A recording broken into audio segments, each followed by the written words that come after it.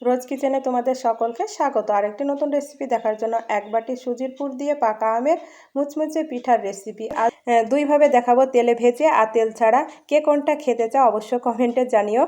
আর তোমরা তো সকলে কম বেশি পাকা আমের পিঠা কিংবা অন্য কিছু খেয়েছো, কিন্তু আমার মতো করে একবার বানিয়ে খেয়ে দেখো, খেতে দুর্দান্ত লাগবে। আর যারা খাওনি তারাও একবার খেয়ে দেখো, সত্যি বলছি খুব ভালো লাগবে। এসো তাহলে দেখে নাও আমি কিভাবে বানিয়ে নিই। আমি চুলাতে একটি কড়াই বসিয়ে দিয়েছি, হাফ টেবিল চামচ ঘি দিয়ে দিলাম। আর ঘিটা একটু গরম হয়ে আসলে একটি তেজপাত, এক টুকরো দারুচিনি আর একটি থেতো করা এলাচ দিয়ে দিলাম, দিয়ে একটু ভেজে নিচ্ছি। সুন্দর একটি গন্ধ বের হলে তারপরে সুজিগুলো দিয়ে দিলাম, এক বাটি সুজি দিয়ে দিলাম। আর সুজিটাকে একটু ভালো করে নাড়াচাড়া করে ভেজে নিচ্ছি। আর চুলার আঁচটাকে এই পর্যায়ে মিডিয়াম রাখবে, তাহলে সুজিগুলো পুড়ে যাবে না।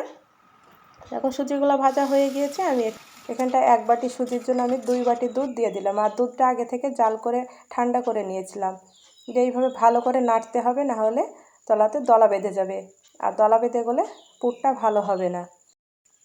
আর এখানটায় এক বাটি সুজির জন্য আমি হাফ বাটি চিনি দিয়েছি। মিষ্টি যেমন খেতে চাও সেই অনুযায়ী মিষ্টিটা দিয়ে নেবে। আমার ঠান্ডা লেগেছে, জ্বর এসেছে, কথাটা একটু ভারী হচ্ছে। বন্ধুরা তোমরা একটু কষ্ট করে দেখে নিও। এটা একটু কম খায়, সেই জন্য আমি হাফ বাটি চিনি দিয়েছি। নাড়তে নাড়তে একটা পর্যায়ে দেখবে খুব সুন্দরভাবে সুজিগুলো হয়ে আসবে। এই পর্যায়ে 4 টেবিল চামচ গুঁড়ো দুধ দিয়ে দিবে, তাহলে সুজির পুরটা খেতে কিন্তু আরও সুন্দর লাগবে। যদি হাতের কাছে নারকেল থাকে তাহলে তোমরা কুড়িয়ে নারকেলটা দিয়ে দিতে পারো, তাহলে এই সুজির পুরটা খেতে অসাধারণ লাগবে। দেখো বন্ধুরা, সুজির পুরটা হয়ে এসেছে। আর সুজির পুরটা একটু শক্ত করে নিতে হবে, তাহলে এই পিঠাগুলো খুব সুন্দর হবে। দেখো বন্ধুরা, চুলার আঁচটাকে বন্ধ করে দিয়েছি আর নামিয়ে নিয়েছি। একটু শক্ত করে নিতে হবে, নরম থাকলে ভালো হবে না পিঠাগুলো। দেখো বন্ধুরা, নামিয়ে নিয়েছি। আর দেখো কতটা শক্ত হয়েছে। এক বাটি আমের পাল্প নিয়েছি, আর আমের পাল্পটা কিভাবে তৈরি করে নিয়েছি আমার অন্য ভিডিও আছে, সেই ভিডিওটা তোমরা দেখে নিবে। চুলাতে কড়াই বসিয়ে দিয়েছি, আমের পাল্পটিকে দিয়ে দিলাম, দিয়ে হাফ বাটি পানি দিয়ে দিলাম প্রথমে, দিয়ে ভালো করে নাড়াচাড়া করে নিয়ে আবারও হাফ বাটি দিয়ে দিলাম। আমি এক বাটি আমের পাল্পের জন্য এক বাটি পানি দিয়েছি, দিয়ে ভালো করে এইভাবে পানির সঙ্গে মিশিয়ে নিলাম। দিয়ে অল্প একটু লবণ দিয়ে দিলাম। লবণটা দিলে খামিরটা তৈরি করব, সেই খামিরটা খেতে কিন্তু ভালো লাগবে। দেখো বন্ধুরা, ভালো মতো ফুটিয়ে নিয়েছি। আর এখানটা আমি 1.5 বাটি চালের আটা দিয়ে দিলাম।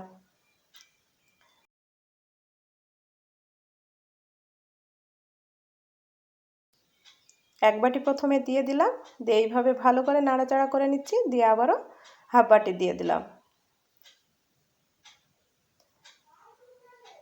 দিয়ে দেখো বন্ধুরা, খামিরটা বানিয়ে নিচ্ছি। আর এই পর্যায়ে চুলার আঁচটাকে লো করে দিবে, না হলে বেলাতে লেগে যাবে।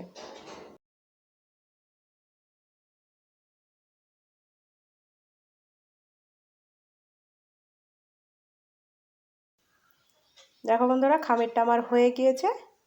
এই পর্যায়ে চুলার আঁচটাকে বন্ধ করে 5 মিনিট ঢাকা দিয়ে রেখে দেব।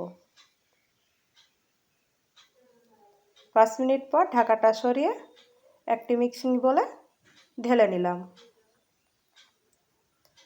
গরম অবস্থা থাকতেই হাতে অল্প অল্প পানি দিয়ে ভালো করে মেখে নিতে হবে, দিয়ে একটি স্মুথ ডো তৈরি করে নিতে হবে।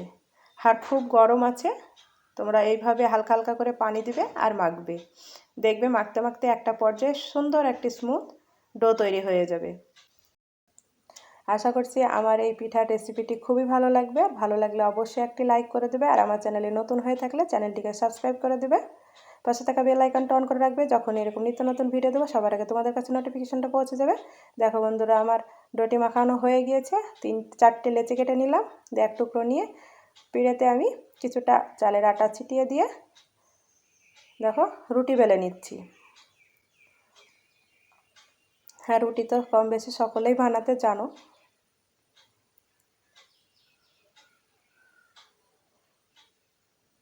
দেখো রুটিটা বেলে নিয়েছি, আর আমি একটি বাটি দিয়ে এইভাবে কেটে নিচ্ছি। তোমাদের হাতের কাছে যা আছে সেটা দিয়ে কেটে নেবে, আর তোমরা যে সাইজের খেতে চাও সেই সাইজের করে নেবে, ছোট বড়।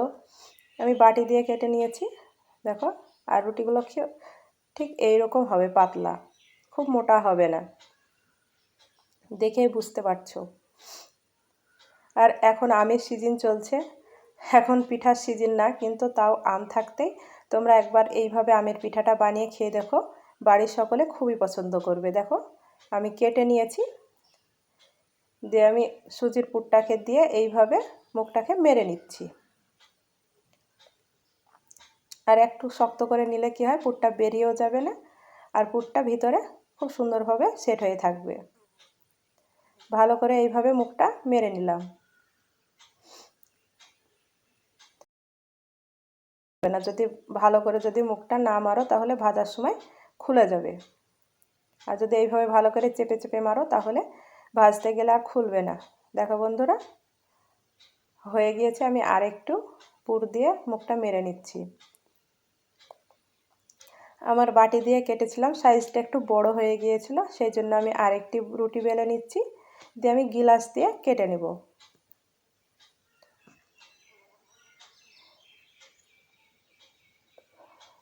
দেখো আমি গ্লাস দিয়ে কেটে নিচ্ছি।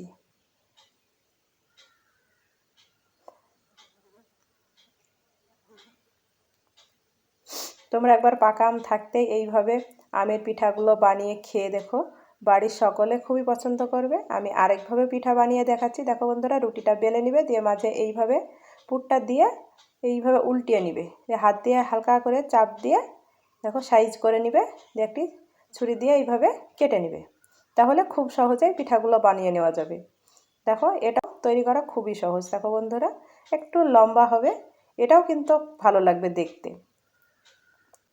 তোমাদের যেটা ভালো লাগে সেটাই করে নিবে। দেখো আরেকটিও করে দেখাচ্ছি বন্ধুরা, এইভাবে উল্টিয়ে নিয়ে হাত দিয়ে হালকা করে চাপ দিবে, দিয়ে চারিপাশটা এইভাবে করে নিবে, দিয়ে ছুরি দিয়ে কেটে দিবে, তাহলে দেখবে খুব সহজেই এই পিঠাগুলো বানিয়ে নিতে পারবে। দেখো আর মুখটা হালকা করে এইভাবে ভালো করে চেপে চেপে মুখটা মেরে দেবে, তাহলে ভাজার সময় আর বের হবে না। আর আমি দুইভাবে করেছি, একগুলো ভাপ দিয়ে করেছি পিঠা আর একগুলো ভেজে করেছি। তোমাদের যেটা ভালো হয় সেটাই খাবে। যারা তেল খেতে চাও না তারা ভাপ দিয়েও খেয়ে নিতে পারো। দেখো বন্ধুরা সবগুলোই আমি বানিয়ে নিয়েছি পিঠাগুলো, আর চুলাতে একটি কড়াই বসিয়ে দিয়েছি আর পরিমাণ মতো তেল দিয়েছি। তেলটা ভালো মতো গরম হয়ে গেলে আমি এক এক করে পিঠা দিয়ে দিচ্ছি।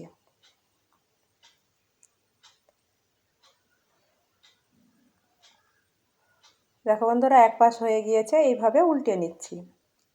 আর চুলার আঁচটাকে তোমরা মিডিয়াম রাখবে, মিডিয়াম আঁচে আস্তে আস্তে ভেজে নেবে, তাহলে খুব সুন্দরভাবে পিঠাগুলো ভাজা হবে। উপরটা দেখবে খুব সুন্দরভাবে ফুলে যাবে আর পিঠাগুলো কিন্তু মুচমুচে হবে। আর তোমরা যদি হাই আঁচে ভাজো তাহলে উপরটা লেলচে কালার চলে আসবে তাড়াতাড়ি আমের পিঠা, আর ভিতরটা হবে না আর মুচমুচও করবে না।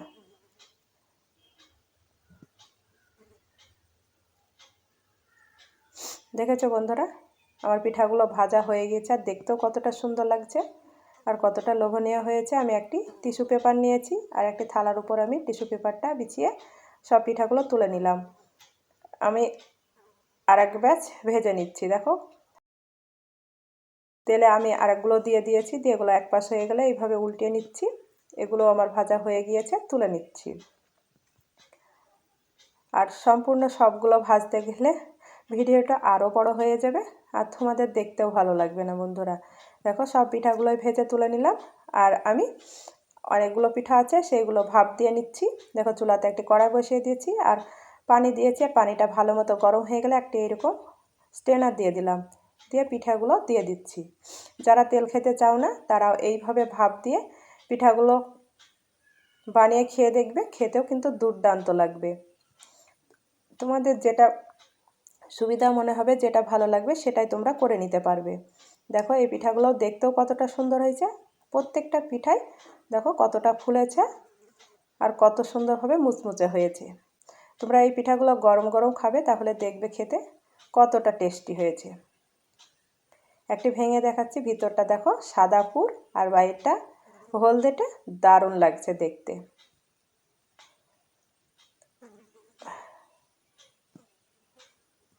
আমের এই পিঠাগুলো একবার হলেও তোমরা বাড়িতে বানিয়ে খেয়ে দেখো, ছোটরা তো খুবই পছন্দ করবে, বড়রাও পছন্দ করবে। দেখো কথা বলতে বলতে আমার এই পিঠাগুলো ভাপ দেওয়া হয়ে গিয়েছে। দেখো আমি 10 মিনিট ভাপ দিয়ে নিয়েছি, 10 মিনিট পর চুলার আঁচটাকে বন্ধ করে ঠান্ডা করে নামিয়ে নেব। আর এইভাবে করে খেলেও কিন্তু পিঠাগুলো খেতে দুর্দান্ত লাগবে। ঠান্ডা করে নামিয়ে নিয়েছি, আর দেখতেও কতটা সুন্দর হয়েছে, আর দেখো কতটা নরম হয়েছে। তোমরাও এইভাবে ভাপ দিয়ে একবার বাড়িতে বানিয়ে খেয়ে দেখো, আমের পিঠাগুলো খেতে দুর্দান্ত লাগবে। আশা করছি আমার এই পিঠা রেসিপিটি খুবই ভালো লেগেছে। ভালো লাগলে অবশ্যই কমেন্টে জানিও, আর তোমরা একবার ট্রাই করে দেখো। আজ এই পর্যন্ত, আবারও কোনো নতুন রেসিপি নিয়ে আসবো। ভালো থাকবে, সুস্থ থাকবে, আর পুরো রেসিপিটি দেখার জন্য তোমাকে অসংখ্য ধন্যবাদ।